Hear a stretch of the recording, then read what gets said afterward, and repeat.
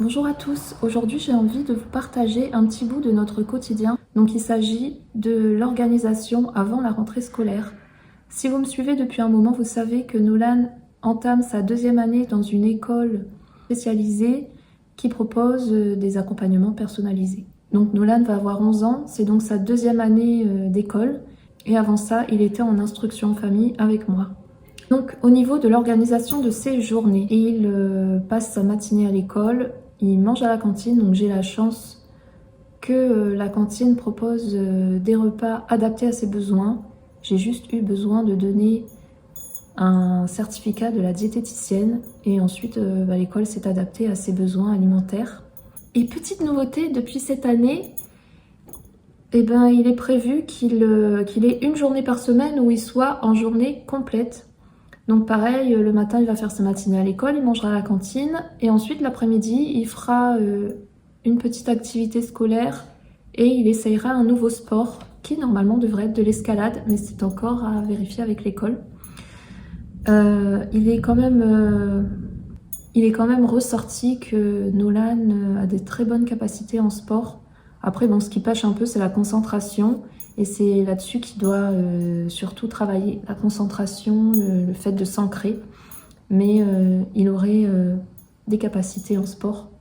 Donc là, je suis un petit peu sur le profil de Nolan. Comme j'ai dit, Nolan est un enfant qui a des capacités.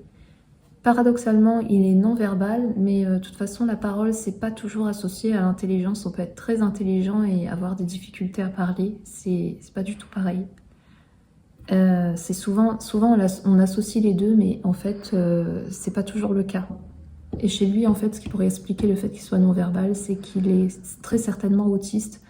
En fait, ça crève les yeux, on est pratiquement tous sûrs, enfin, toutes les personnes qui le côtoient au quotidien sont pratiquement unanimes là-dessus. On est pratiquement sûr qu'il est autiste. Ensuite, il n'a pas encore eu de diagnostic. Alors, ne me jetez pas la pierre, c'est pas ma faute, c'est parce que la vie a fait que il n'a pas pu avoir son diagnostic jusqu'à maintenant. Mais là, avec l'école, de toute façon, ça a été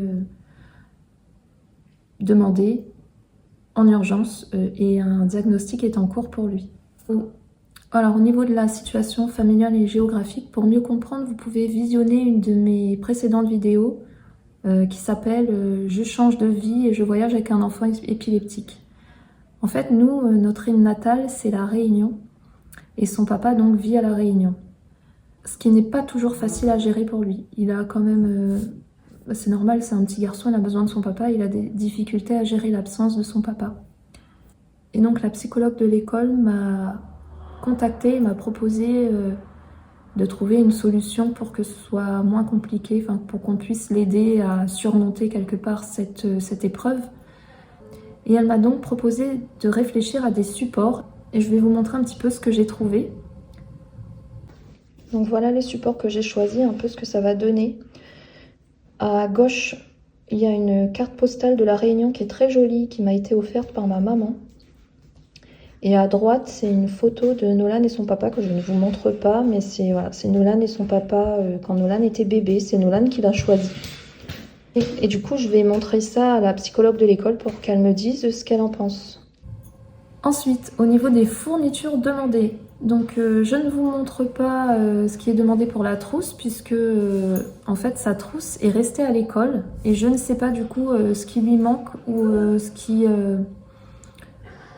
a déjà parce que je n'ai pas récupéré sa trousse, donc il faudra que je voie avec eux à la rentrée pour voir ce que je peux compléter, ce qui lui manque, etc.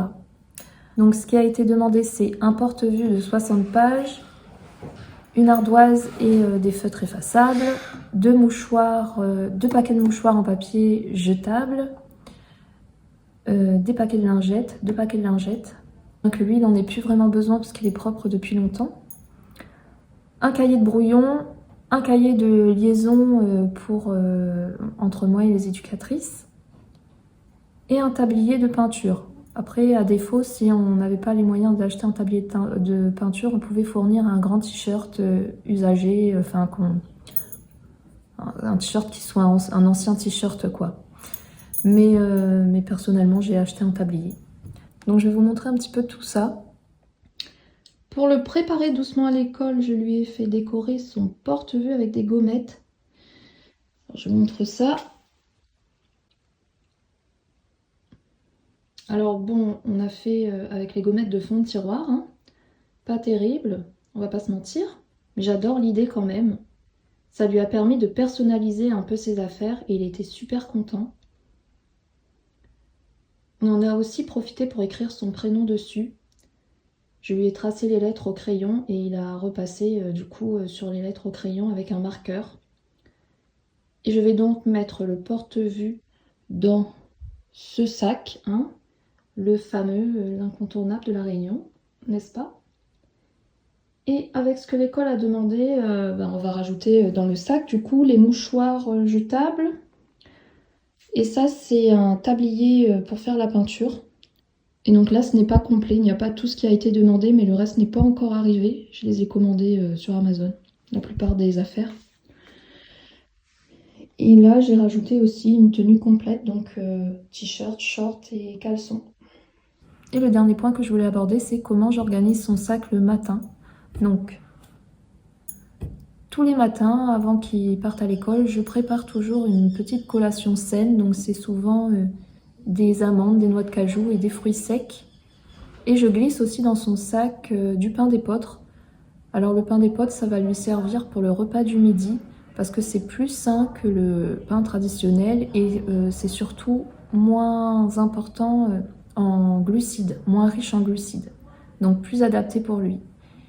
Et ensuite, toujours une orange parce qu'il ne mange pas de dessert et le seul dessert qu'il aime manger, c'est une orange. Et ensuite, ce que je vais prendre l'habitude de faire aussi cette année, c'est de marquer son prénom sur les vestes, les pulls, les casquettes, les livres, pour être bien sûr, enfin pour que là-bas, à l'école, il sache que ça lui appartient et que c'est bien à lui. Donc voilà, cette vidéo touche à sa fin. La rentrée, c'est quand même toujours beaucoup d'émotions, beaucoup de préparation aussi.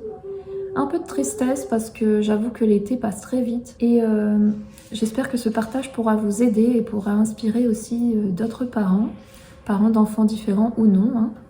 Si vous avez des idées, des conseils ou juste envie d'échanger, n'hésitez pas à commenter et à partager cette vidéo.